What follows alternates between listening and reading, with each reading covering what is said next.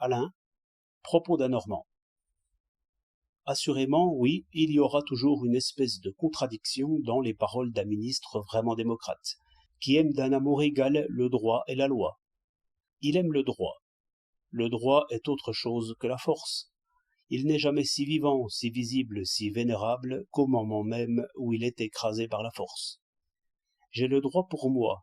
Vous me tuez, vous ne tuez pas le droit. Le droit n'est pas une chose ni un fait. Le droit est une idée. Aussi le droit ne se mesure pas à l'effectif des armées. Un homme seul, contre une foule d'hommes, peut représenter le droit. Socrate, contre tous, Socrate mourant pour la liberté de penser et de parler, Socrate représente le droit. Aussi sa voix parle encore, alors que la voix des autres n'a duré que jusqu'à la fin de leur courte vie.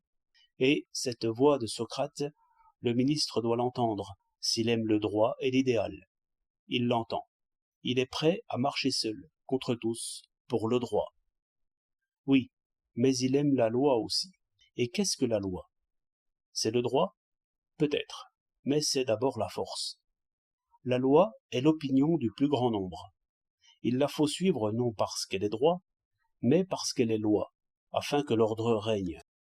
Car l'ordre est un bien aussi, et notre ministre le sait, et déjà sa forte main s'avance pour prendre au collet quelques nouveaux Socrates qui s'aviseraient de faire des émeutes dans les rues.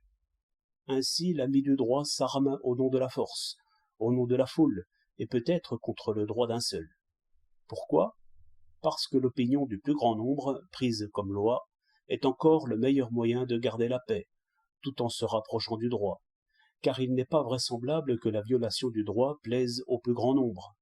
Il n'y a donc qu'un chemin vers le droit, la démocratie. Il faut y passer. Il le faut, mais cela n'est pas sans risque.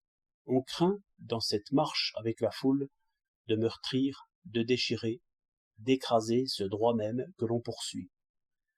Terrible risque dont le démocrate a la claire conscience. De là une espèce d'émotion sacrée et comme un tremblement viril de la voix. 6 octobre 1906.